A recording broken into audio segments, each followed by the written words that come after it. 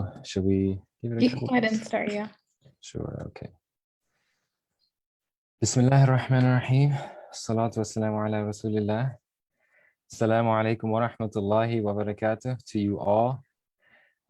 Welcome and thank you for joining us for this very special and beautiful Sunday program that we have with us here unfolding with us today, inshallah. Alhamdulillah, we have someone very special with us, Dr. Özgür Koca, who we are very honored and privileged and blessed to have with us. He is one of the esteemed faculty at Bayan Claremont Bayan Islamic Graduate School now, and he is a very distinguished scholar about and we'll be speaking about a subject that is very enlivening to me and exciting because it is something that has been discussed in our Islamic intellectual tradition for a great amount of time, and he has brought to us today this is going to be a three-part lecture series, inshallah. The first will cover sort of, I would say, an introduction to the subject. Yes. And we will move forward speaking on spiritual points of views and things like that, as well as sort of, I guess, more of a wholesale look at causality and freedom and determinism and things like that.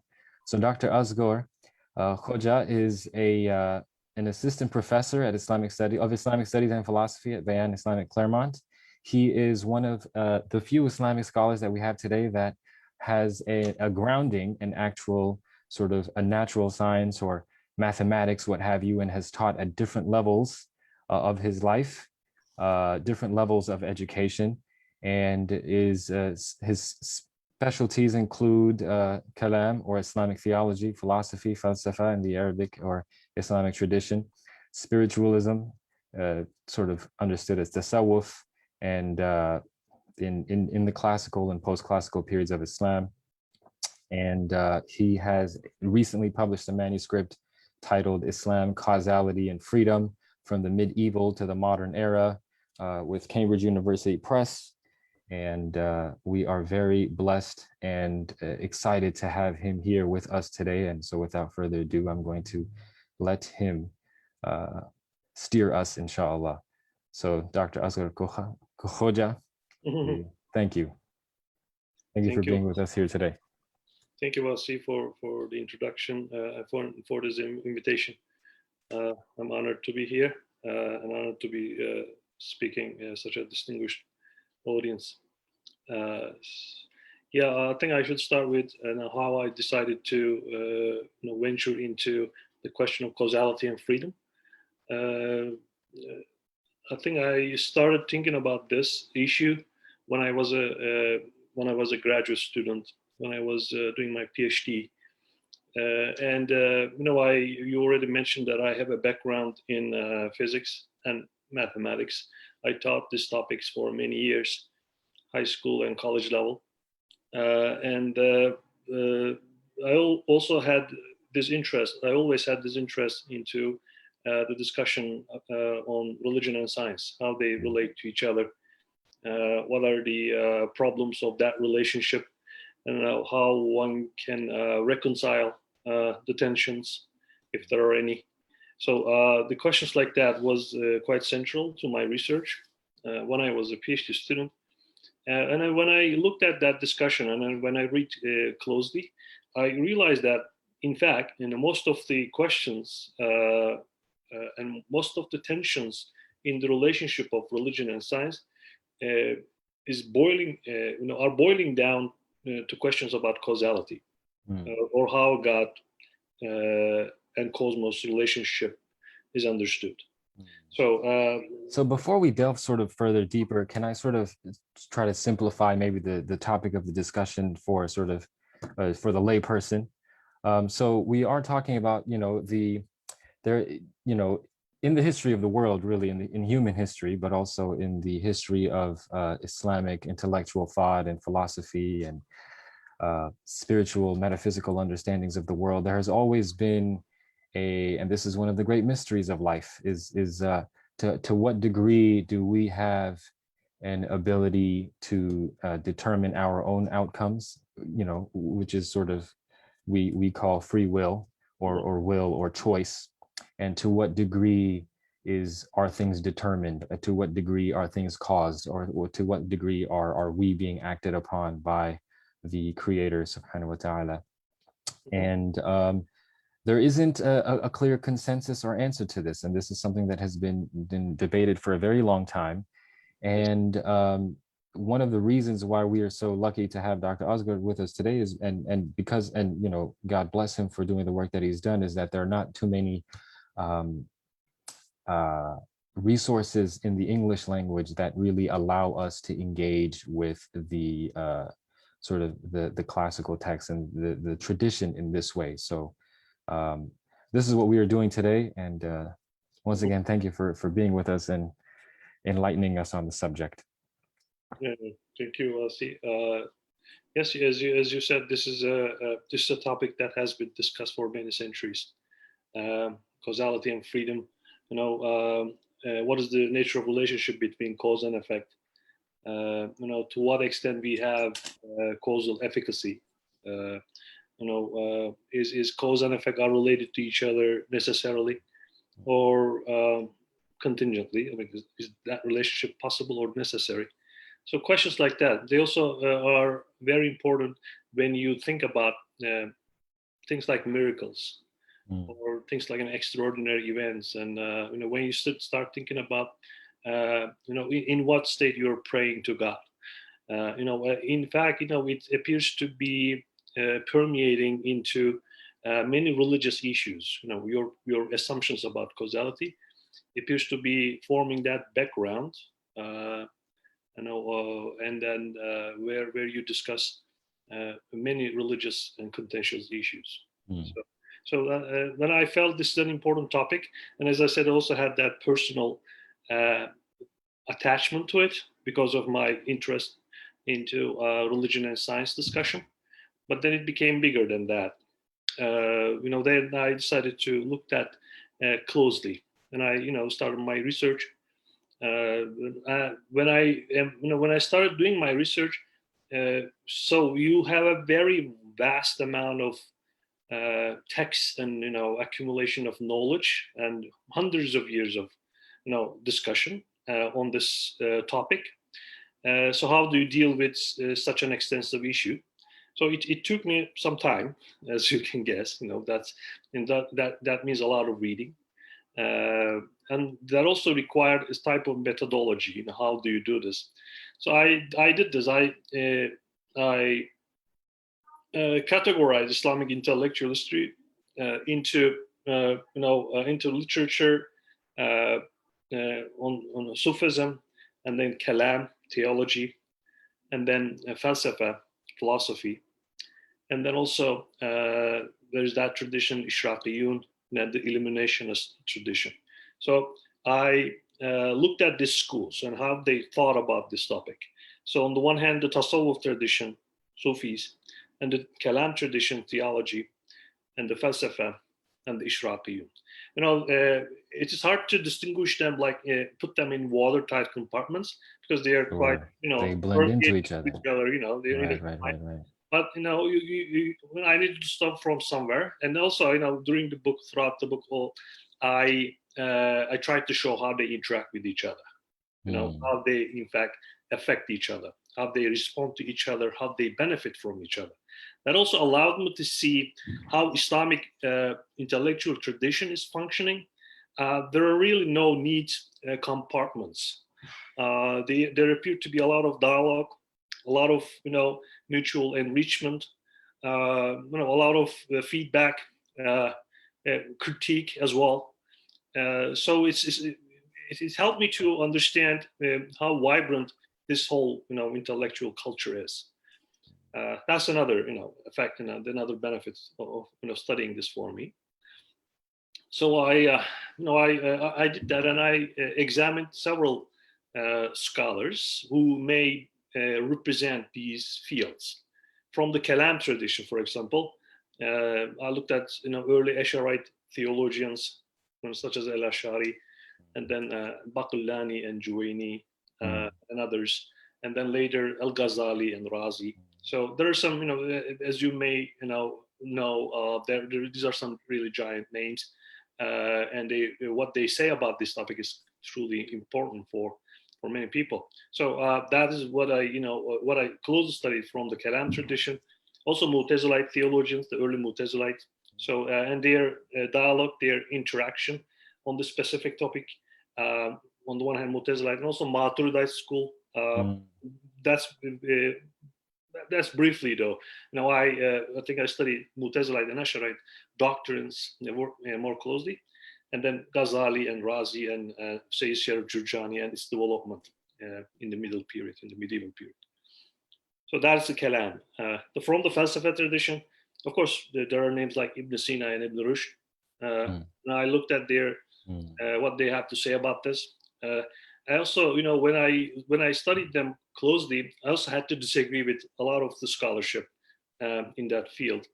I kind of offered my own reading of these scholars, Ibn Sina and Ibn Rushd.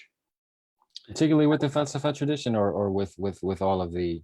This is the Falsafa tradition, but again, it's hard to really make this differentiate, differentiate and make this in a watertight compartmentalization.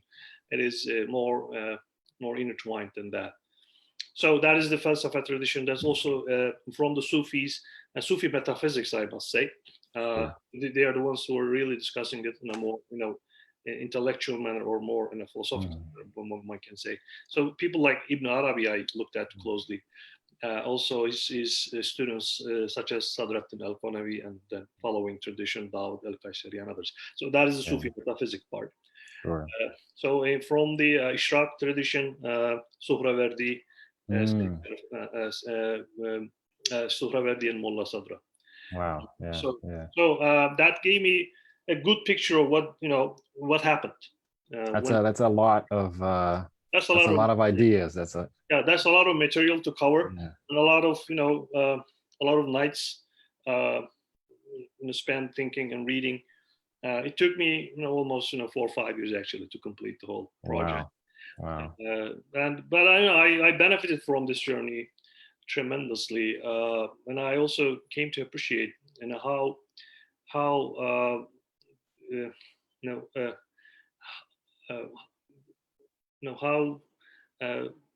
big these people are, how giants they are. They from the Mullah Sadra to Ibn Arabi, like this, the Ibn Sina, like without really excluding this richness of Islamic intellectual history. I wanted to have a taste of it, and then I came to appreciate their depth and their profundity. That's. I have a question in that sort of vein. Is how did you feel offering your own contribution and pulling from that and being able to engage the tradition, but also being able to that I did yourself. That I did towards the end of the book. So my first task that I set for myself was to understand what was said before, and to have a good picture of it. Of course, that's an interpretive process, because you also have to understand them through your own lenses, and that you interact with them. But nevertheless, I wanted to be as objective as possible, and then try to have a good picture of what was said and what was discussed before. And the second task for me was to relate it to modern times, to our time. How do we understand, or how can we benefit from this? So in that I did in the last chapters. There I took this, what I understood from this, and I applied it to religion and science discussion. And then I discussed it in the context of religion and science discussion. What specific aspect of religion and science? As I said, when it comes to that discussion, a lot of things, a lot of problems, one must say, it appears to be boiling down how one understands causality, or how one understand in light of that, how one understand God and cosmos relationship. Can you break that down for us? What do you mean by causality, and what do you mean by cause and effect? Yeah, if I can give an example, there's this term, for example, God of the gaps, right? That's one thing. Like, once you cannot causally explain something, and then you then sometimes the religious thinking goes and proceeds like that. So when you causally not explain anything, then you think that it is a miracle, or it's like a divine intervention there. So when you do that, when you allow causal gaps in the world, that is something that science is finding very hard to accept. Because for science, it should presume, and I'm also coming from that neighborhood, as you know, right? Physics and math. So that presumption, the assumption is that the world is causally closed, if you will. So there's this causal link. So there's not supposed to be gaps. We may not gaps. be able to explain it now, but when we think like this, and when we keep researching, maybe in the future we will.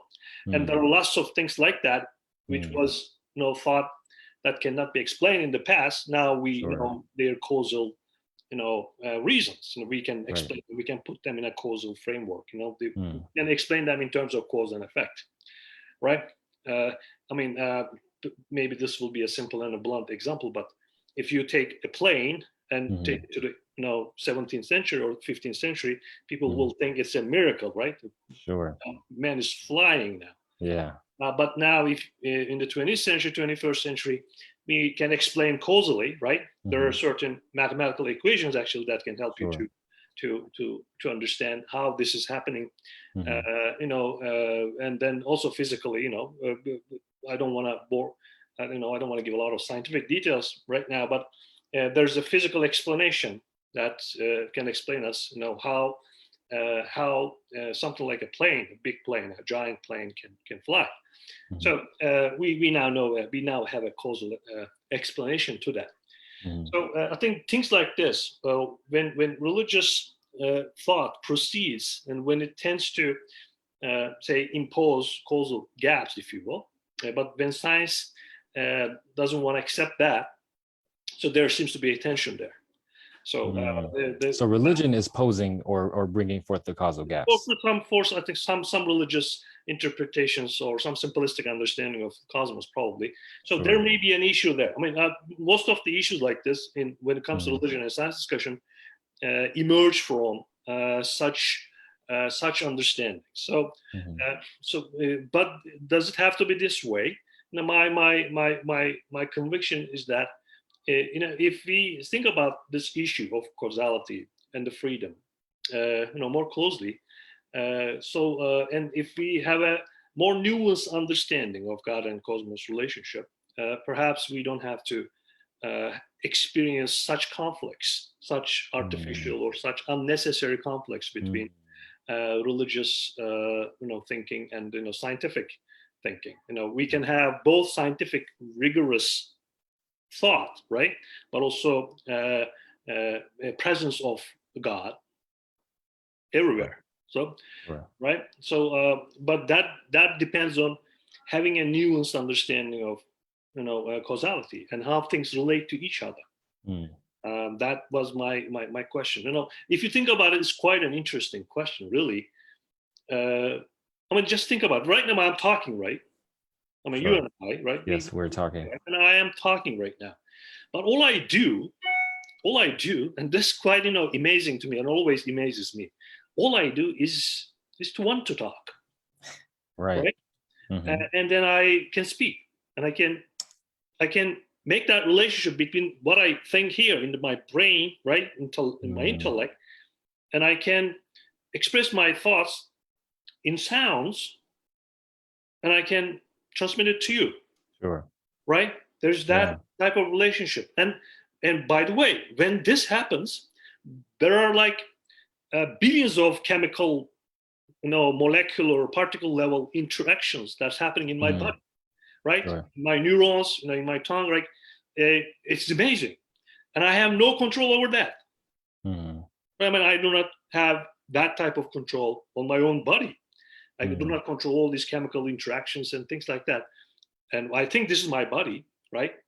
But when it comes to really understanding it, even raising my hand, right, appears to be requiring lots of things which my consciousness does not directly relate it to, right? And all these, blood veins here and all these, Mm. this muscle controls, and what happens in molecular, cellular and particular level is just Mm. mind blowing when you study Sure. it closely. So all I want to do is to talk. So in fact, when you start thinking about this relationship between cause and effect here, it is strange. I mean, it is quite amazing. So It's not all what is an less amazing. example of? It's not. I mean, as David Sure, Hume sure, sure. once said. Let me finish. There's David Of Hume. course, of course. It is not less amazing than less miraculous than, if you will, than me moving a mountain by just thinking. Mm. There seems to be some similar type of, if you think closely, right? You Mm-hmm. just don't, just want to overlook or just, ignore it, or just, a lot of things that we are not met because, it's just so, it is everywhere. It's so present, or Mm. is so evident, so that we don't see it. But thinking about causality closely is forcing you to think about the most evident things more closely, and then there you'll see how strange this world is. How Mm. strange our experience as human beings and as his whole fellow beings. How Right. strange their experience are, and then so that I think studying questions like causality or freedom, which appears mundane sometimes, are allowing you to see the world from an entirely different angle. You were asking a question. I had a lot of questions. Alhamdulillah. Did you have something, a sort of, did you have things that you wanted to share and speak with us, or would you like to continue in this sort of dialectical? I can. So we have about an hour, right? Sure. Yes, we do. I think I should be brief. And will there be questions? Um, it's possible, yes. So But I think you should proceed if you have something that you wanted to speak to us about. yeah, that's that's what I did basically. We also the scholars that I discussed in the book, I think also introduced them, and then why I did this, why I studied this, not only in the religion and science discussion, but also in what sense one prays to God, or if one's in what sense one feels the presence of God in the world. Mm. Mm. Also in what sense one understand logic, and even there, I mean, even in politics and economics, you can trace the implications of one's assumption about causality and freedom in many fields. Mm. Also the freedom, am I right? I mean, causality and the question of causality and freedom is closely linked. That's why I studied them together, because to be free is to be an uncaused cause of yourself, right? I mean, that's in fact the definition of freedom. Okay. Wow. So that is so that I studied, and the question of freedom, of course, is related to many theological questions, right? From your moral agency to responsibility, to your autonomy as a human being, right? Even in religion issue, like the question of predestination and how should we understand it, right? And if you're responsible and if you have an autonomy, how should you behave in the world? And if also you want to see the divine presence and divine power and the divine knowledge in the world, so how do you really bring the two together? How do you really understand that God knows everything, and at the same time establish your own responsibility, your own autonomy, your own action, and your own efficacy in this world? So these are quite interesting philosophical, theological, spiritual questions, and I believe that when you start questioning these things, when you want to truly understand, and that necessarily leads you into an adventure. in these, in the, on these discussions. So what I did in the first chapter, I think, well, since this is like the introduction part of it, right? In the first chapter, as I said, I studied Esharite and Mutazilite theologians, the early discussions that happened, and early discussions. By the way, if there's any questions so far, we can take. And can we sort of? I'm going to start. I guess maybe. And I'm going to start another, detailed discussion. But before I guess I just would want to maybe clarify some terms. How would you, in a sentence, sort of describe Kalam and the development of Kalam and sort of Mu'tazilite philosophy as well, Mu'tazili, sort of that movement in school, and what you sort of took from there, and then of course, Ash'ari, the sort of orthodox sort of way of thinking and seeing the world, sort of. So maybe just describing those terms for us, and what do they sort of prescribe as to the question of causality and freedom? Yeah, no, there are very detailed discussions, but I will try to summarize. And by the way, if some topics are, we make them difficult. Some topics, I'm going to try to simplify it. But if I'm going, if I am being too difficult, please warn me, and please try. Okay, all right. Thank you. Feel free to interrupt and ask me questions. So I taught many classes so far, but once you get to know in more detail, the topic is becoming more. Sure. Yeah, and then going from speaking in a university setting and lecturing there, and then transferring over to is it could be difficult. Please do so. Okay, and ask questions. So the first chapter is focusing on the Mutazilite and Esharite theologians. The main point of distinction between the two schools of Mutazilite and Esharite here appears to me, and that was my conclusion in the first chapter, is that one of them is starting from the concept of necessity and intelligibility, therefore, and the other one is starting from the concept of possibility and the divine will. So we have a tension between the two worldviews here. One of them wants to have necessity and allows to have necessity and intelligibility. The world is an intelligible structure, even God, right? An intelligible, that's something we can understand, we can make sense of.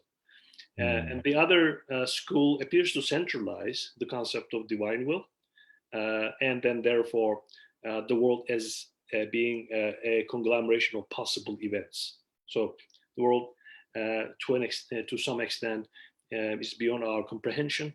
It is, and also, of course, God that we cannot really access to that role. Okay, so that is. That's the main. That appears to be main, source of tension between. That we see actually a clash, not only a clash, but also an interaction, mutual enrichment between the two views of the cosmos, and one of them centralizes the concept of necessity. The other one, possibility. What do I mean by when I say this? Also, I examined it in the first chapter, in a detailed manner. So when it comes to Esharite school of theology, well, let me try to just summarize what Esharite has to say about causality and why I think this is establishing a worldview based on the concept of possibility, and why. Why do you need to do something like that? So the Esharite theory of causality is telling us this. Basically, yes, there is events happening in this world between, there's cause and there's effect, right? When I say cause and effect, I know, this, like when I drop this, a cup, it will drop, right? So the cause here may be the gravitational attraction there, right? And this is dropping. So this is usually explanation of this free fall Sure. that is given to you in physics class. Mhm. You can, in fact, can explain this, right? I mean, you can, in fact, have some mathematical formulations which will allow you to determine its speed and its location during this fall, right? If you know the gravitational acceleration in that region, in that planet, on that planet, because it changes according to the planet's mass and things like that.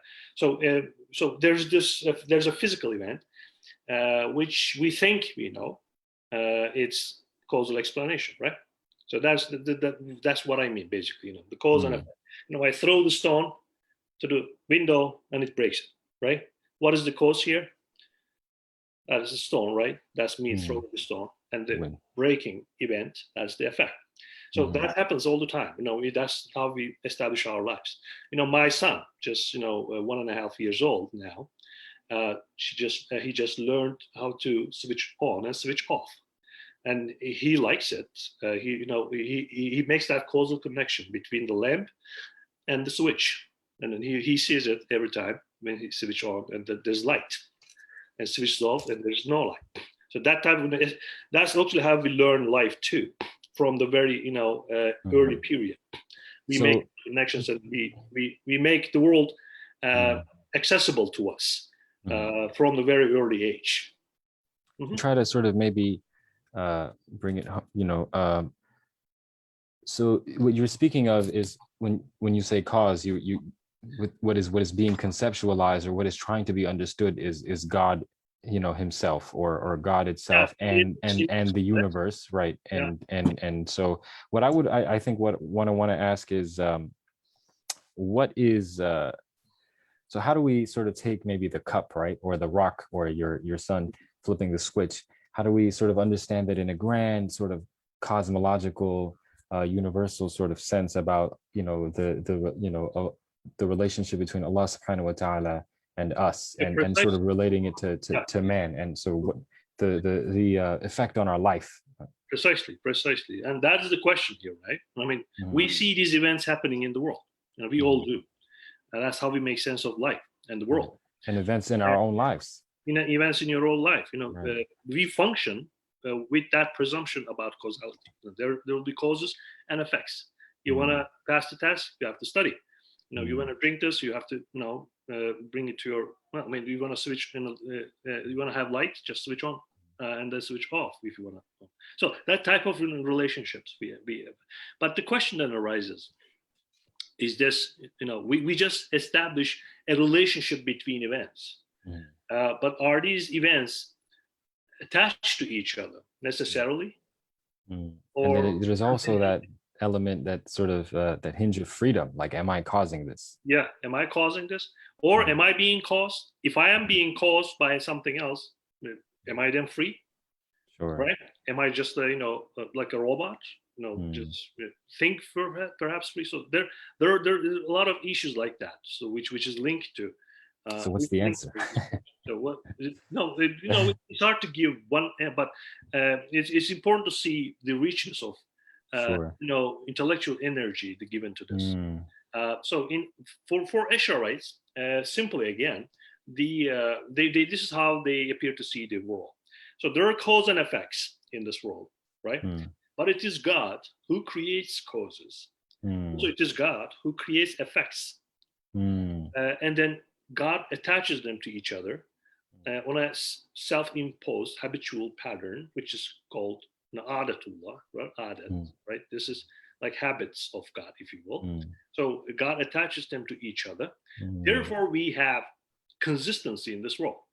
The world is not always surprising us. I mean, how should we say? Otherwise, we wouldn't be able to have science, right? It's an observation of the patterns of the Sunnah of Allah subhanahu wa ta'ala. Right. Precisely. That's then what science becomes. That science then becomes observation of, as you said, these patterns, and these patterns for Eshari theology is coming from God and God self-imposition, and now it's not just that's the explanation. So it is God who creates causes, and it's God who creates effects, right?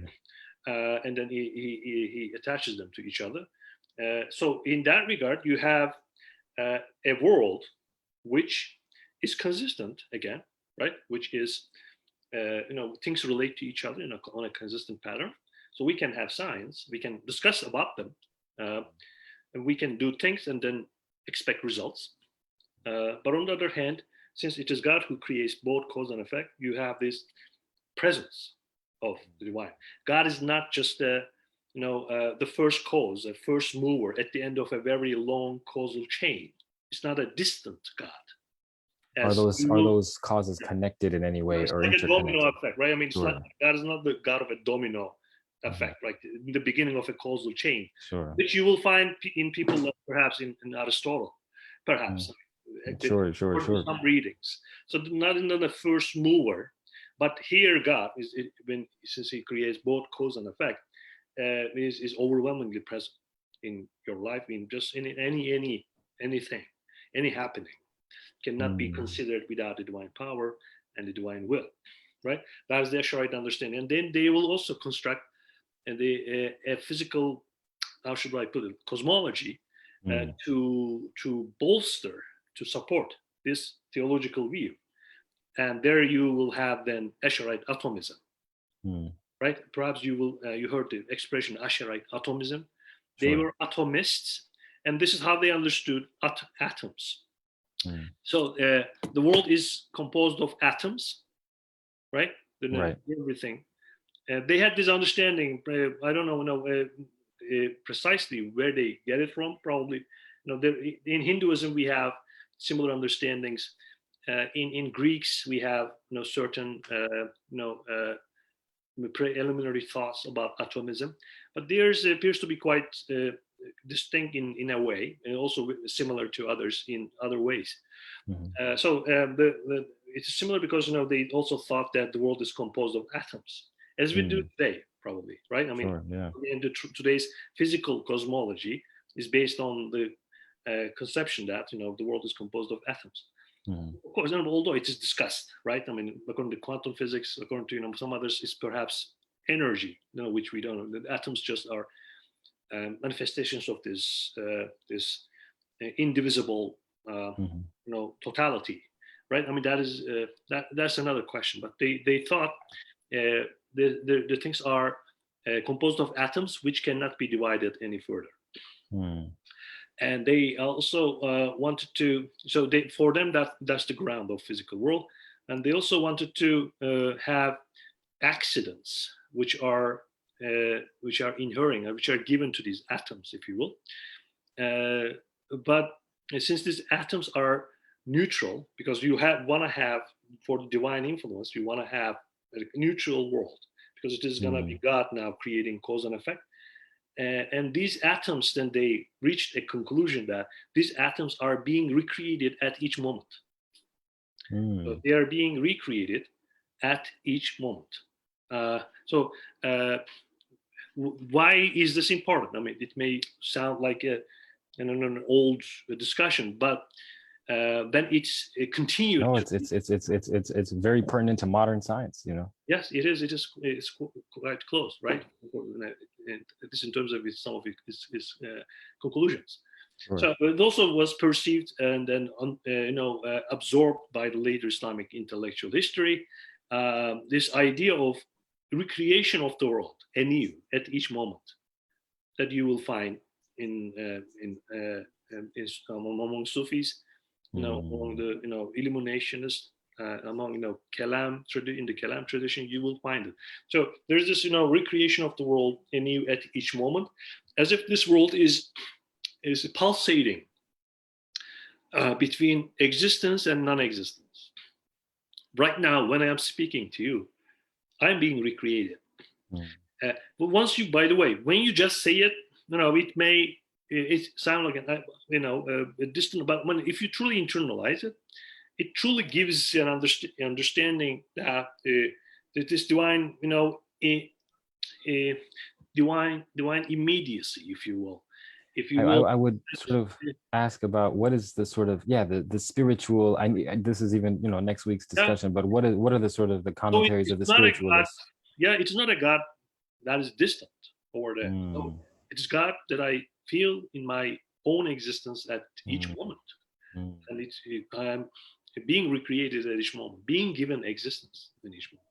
They accidents, they say that existence discussions of existence will come later, but for them, this God, these accidents cannot, stay in existence for two moments, which is an idea, by the way, they took from Mutezilites. I was about to say that. What is the real interaction between the Ash'ari philosophies and the Mu'tazili, which is sort of like, Yeah, this is that's an interesting and probably an understudied aspect of Islamic intellectual history. What I realize is that, although we make these sharp distinctions between Mu'tazilite and Ash'ari theologians, like as if, sometimes a classical presentation of them is showing them like they're like arch enemies, bad guys, contrast, right? But in fact, Escherite cosmological theories, such as atomism, recreation, and recreation of accidents at each moment, in details, in things like this, they are borrowed from Mutezilite theologians. Most of them. I mean, they're coming from people like Nazam, Jahoz, then Hudayl and others. So these prominent Mutezilite theologians, and the Escherite cosmology, Escherite cosmological theories, they're feeling no obstacle, or they feel quite free when they absorb those aspects of Mutezilite school. So this is not a picture of an arch enemy just attacking. It's not like that. They're also there's an interaction. They appear to be open to open to be influenced by each other.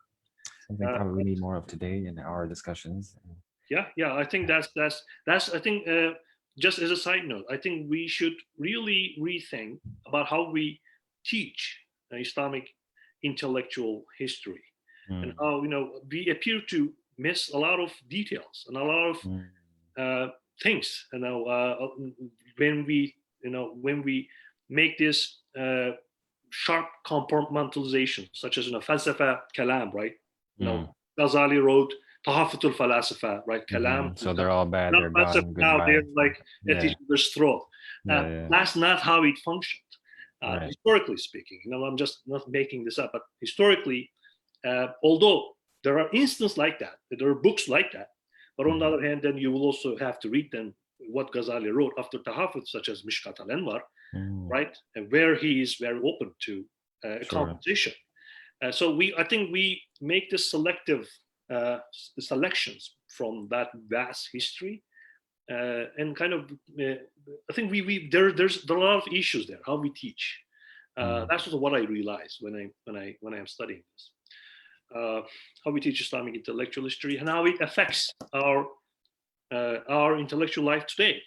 And I think a lot of sometimes there's some types of shallowness in some fields, I think, may be related to this, not seeing the tradition in its richness and its profundity and its openness. Not only in theology, but in law as well, and the way that we engage. Precisely.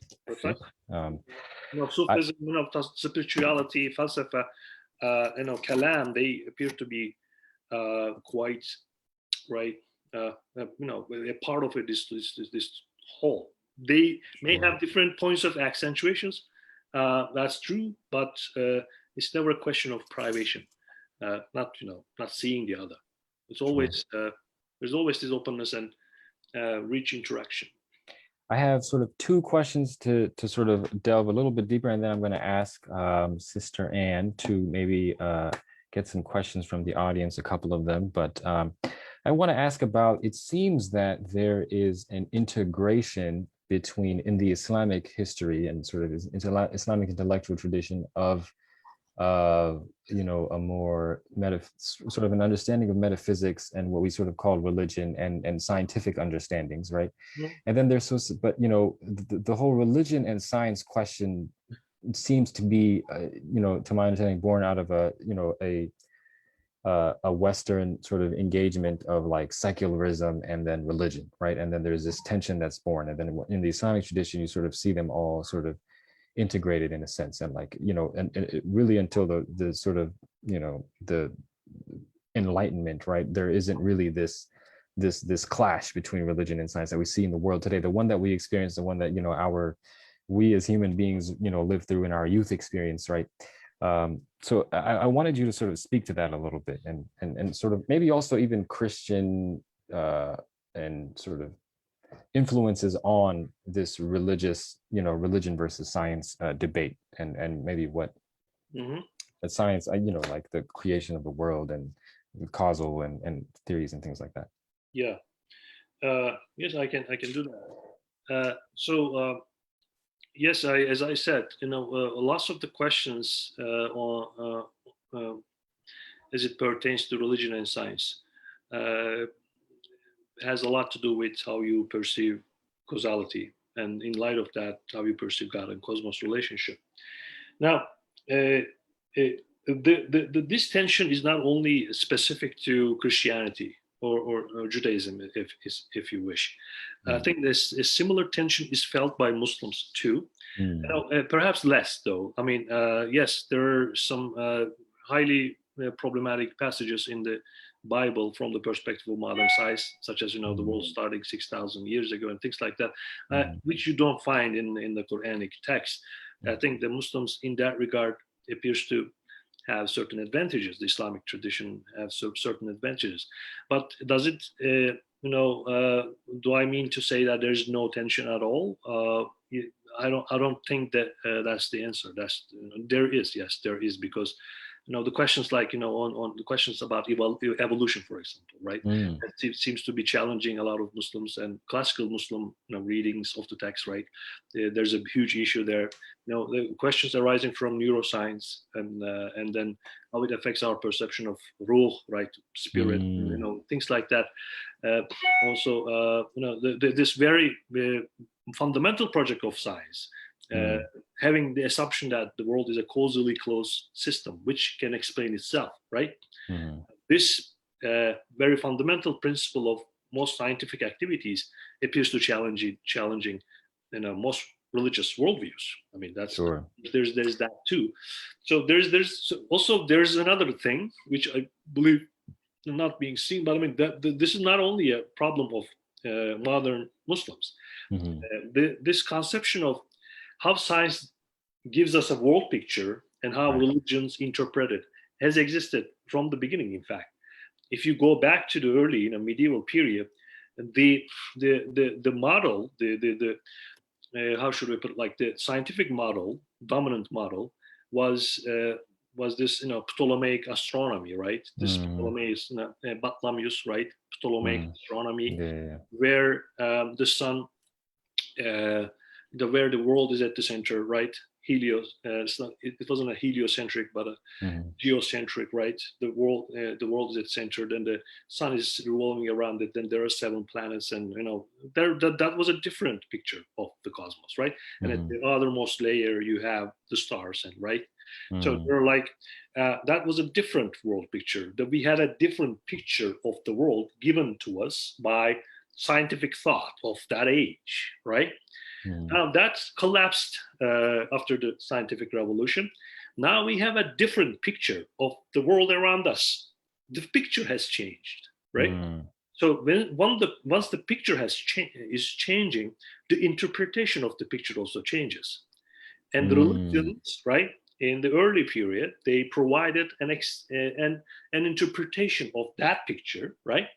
But when the picture is changing, now you feel the tension between earlier interpretations, earlier texts, right, and the new picture and the new interpretation of that picture, right? So then they didn't have a world, so a picture of the cosmos, for example, as we do it right now, right? So the world being revolving around the sun, and then being this part of a very small part of this very vast, right, incomprehensibly vast cosmos. And so that's a new picture now, and we feel the challenge too. I mean, people feel the challenge, and they offer their own interpretation for that. Of course, some of them more successful than others. But I believe, I think to conclude here, yes, Christianity has certain disadvantages when it comes to this. But when it comes to religion and science discussion, that's a discussion that appears to be taking place in all traditions, from Buddhism to Judaism to Christianity to Hinduism. And in fact, I believe also religions has a lot to do learn from each other. When it comes to the practitioners of other traditions, I think there's an openness for dialogue here. How they understand, how they perceive this challenge, how they absorb it, how they assimilate it, how they respond to that, how they come up with new understandings. Perhaps that will develop our understanding of religion itself. I mean, I don't feel threatened, by the way, but I feel this. I think this is an opportunity for Muslims, not only Muslims, but for humanity to think about metaphysical realities, about God more deeply. Because the new picture will provide you new insights about it, right? That will deepen your marifa, right? Knowledge of God. Perhaps then your muhabba, right? The love of God as well. So I think we shouldn't be, feel threatened by this new picture, but we should see that as an opportunity. But we should then also, my view, of course, right? We should also, I think, benefit from the earlier thought, and because there's a lot of there's an accumulation of wisdom when it comes to how to think about these issues. And then I think we if we can create such a qualified discourse, I think we will feel at home.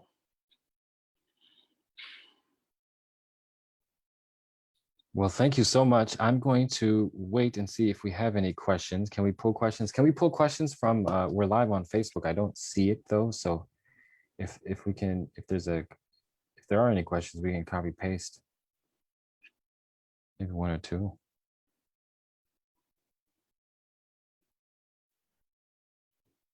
All right. I think maybe one thing that would be prudent to cover before we close is actually maybe just I think we talked about causality a great deal. What is the relationship? So what are you trying to discuss vis-a-vis freedom in with causality? So as I said, freedom for me, when I was writing this book, it appears to be very related, actually inseparably related to the question of causality, because to be free is to be an uncaused cause of yourself, right? If you're caused, then you're not free. If your thoughts are caused by something else, then you're not really. You cannot really claim that they're your own thoughts. Are you? There's this thing about freedom which goes beyond causality. Right? I mean, which is if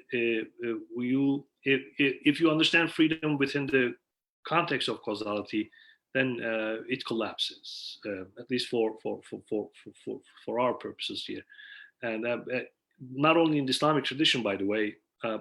This may be a discussion for another day, but in the Western philosophy too, such as Kant, for example. If you know the distinction between noumena and phenomena. Right? I mean, for Kant, freedom is not in the phenomenal realm that we experience, but in the noumenal realm that is beyond our experience. Because if you want to put it in the phenomenal realm, this nature, right, then we cannot really talk about freedom. So we are part of this causal chain. Universe, yeah. So he wants to put it in the noumenal realm. So in the other part, which we cannot really access. So although we feel freedom all the time, we may not be able to understand its true nature. So things like that. I mean, what I'm trying to say is there is this very deep relationship, inseparable relationship between the question of causality and the question of freedom. So that's why I'm studying both in this book. And the Islamic tradition, how they try to establish freedom. I'm going to be talking more deeply about this in the following lectures. Of course. But very briefly, I can say this. Some causal theories appears to just give up on freedom. They say it is God who creates cause and effect. And who are we to question? We just submit, or we're just part of that. But that will take you a type of determinism, as if you're a leaf before the wind. You don't really decide where to go. It's just there's a causal wind, and you're just drifted by it, right? So that is That's the view. But you don't want to go there because it is the Quran itself which tells you you're responsible, right? You make عليكم أنفسكم. Yeah. right. Yeah, I mean it's very. I mean the idea of accountability. I mean you're going to stand before God and right be held responsible for your doings, right? That's very fundamental, the basic, right? The very axis of Islamic tradition is based on the idea of responsibility, freedom, and your response, and also the justice. If God is punishing you without giving you freedom, then we may be losing justice, right? Putting you hell or putting in heaven. So for things that you're not really responsible. So things like that are challenging, right? So you want to and guidance and who's on the and how do you determine all of these things? That's the contentious point between the Mu'tazilites and for Mu'tazilites, they don't want to lose freedom at all. I mean, that's why they want to say that they want to establish that, right? They want to establish, but they also want to establish the idea of causality in the world, intelligibility of the world. When you drop the stone, it has to drop necessarily. For an Esharite, it is the answer changes. It may drop or it may not. It is God's will, divine will, that will that's the dominant thing there. It's not natural something causal change, but so there is that type of tension. But both schools, they don't want to lose freedom.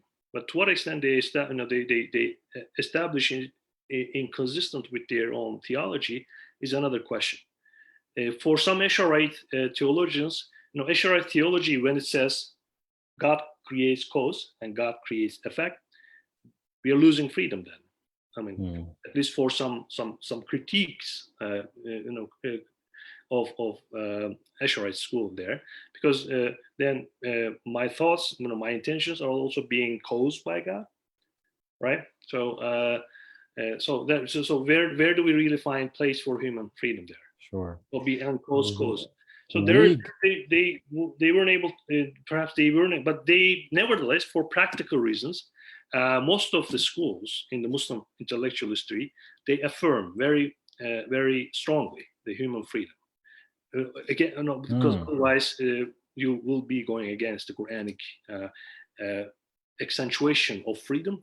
But the Quran does something else too, right? The Quran also talks about divine will, right? Nothing happens, right? God does whatever God wishes, right? So there are a lot of verses which also telling us that it is, the divine power and the divine field, which is present, blinding the present in our existence. So how do you really bring the two together? That then is going to be a big discussion. But if you have a question here, please ask. Then I can continue. We're at 1 o'clock. It's probably best that we close. I think that we have done a good job of, we've taken a dip into this ocean. And we will be continuing with a more of a spiritual sort of focus, and sort of some of the things that we talk about, increasing our knowledge of God, increasing our love of God subhanahu wa ta'ala, and sort of coming back to this more basic question of causality and freedom. We did get a question from Sister Lena. She wrote, maybe we can sort of end here and think about this. Could it be that we choose the path and then that the effects are then predetermined?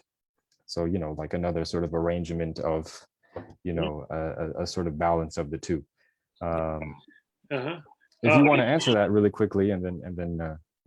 It's hard to answer this quickly, though. Sure. Yeah. Next, let's do this. I mean, next meeting, we can spend more time on how they establish freedom, different schools. Sure. Especially from this more spiritual perspective, how they do it.